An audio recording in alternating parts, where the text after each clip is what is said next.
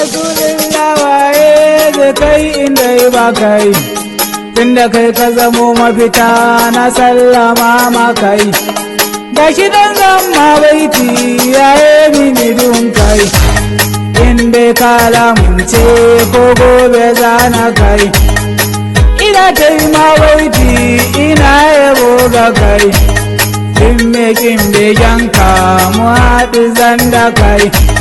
Makiyanka rasulillah ai su ne bawa kai, ko da a cikin kabari su za su zamto da kai.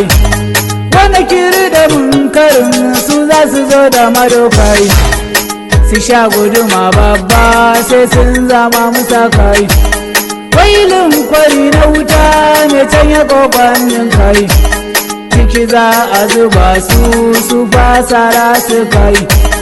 Domin sun manta ne kai ka zarta matakai, haske ne haskawa ya rasulu kai ka haskai.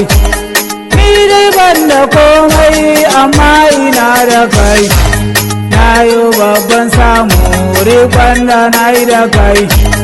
Riba duniya lahira indai ana da kai, duk halittu sun mika ko ɗaya bai ja da kai. Wasu aljanai da mutane su ne ‘yan taurin kai, ga wata nan ya sauko har ƙasi ya gaida kai.